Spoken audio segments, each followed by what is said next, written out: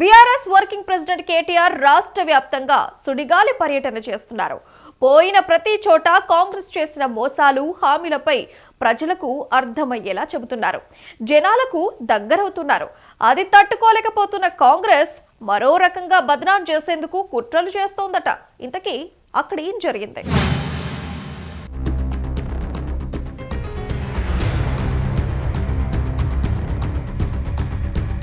తెలంగాణలో కాంగ్రెస్ అధికారంలోకి వచ్చి 2 ఏళ్లు దాటింది.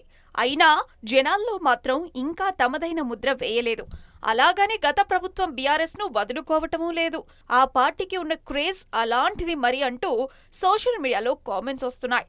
అయితే ఇటీవల కేటీఆర్ వరుసగా జిల్లాల పర్యటనలు చేస్తున్నారు.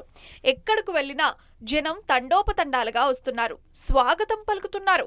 అటు సభల్లోనూ కాంగ్రెస్ ప్రభుత్వం తీవ్ర స్థాయిలో విమర్శలు చేస్తున్నారు కేటీఆర్. ఇదంతా చూస్తుంటే బీఆర్ఎస్ తిరిగి పుంజుకుంటుందా అన్నట్టుగా పరిస్థితి మారింది. ఎదురుగా వెళ్తే తాము తట్టుకోలేమని భావించిన హస్తం పార్టీ నేతలు మరో రకంగా బీఆర్ఎస్ ను దెబ్బకొట్టే ప్రయత్నాలు చేస్తున్నారంటూ విమర్శలొస్తున్నాయి.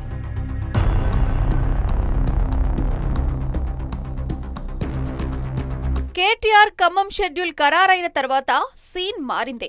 ఖమ్మం బీఆర్ఎస్ కార్పొరేటర్లను కాంగ్రెస్ పార్టీలో కొంతమందిని చేర్చుకున్నారు. గత ఎన్నికల్లో ఖమ్మం మున్సిపాలిటీలో 10 సీట్లు మాత్రమే కాంగ్రెస్ గెలుచుకుంది. 40 సీట్లను బీఆర్ఎస్ గెలుచుకుంది. అయితే కేటీఆర్ పర్యటన కంటే ముందే మంత్రి తుమ్మల నాగేశ్వరరావు చక్రం తిప్పారు.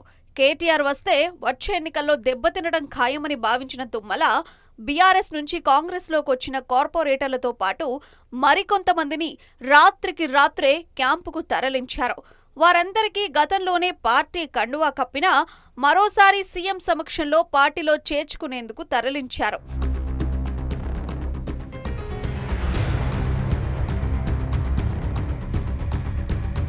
దాంతో నగర మేయర్తో సహా 40 మంది ఖమ్మం కార్పొరేషన్ కార్పొరేటర్లు హైదరాబాద్కు వెళ్లారు. వారందరూ కాంగ్రెస్లో చేరగానే ఖమ్మం కార్పొరేషన్ పాలకవర్గంను రద్దు చేసి ఫిబ్రవరిలో ముందస్తు ఎన్నికలు నిర్వహించాలని భావిస్తున్నారు. అందుకుగాను మంత్రి తుమ్మల సీఎంకు, డైరెక్టర్ మున్సిపల్ అడ్మినిస్ట్రేషన్కు కార్పొరేటర్లతో వినతి పత్రం ఇప్పించనున్నారు.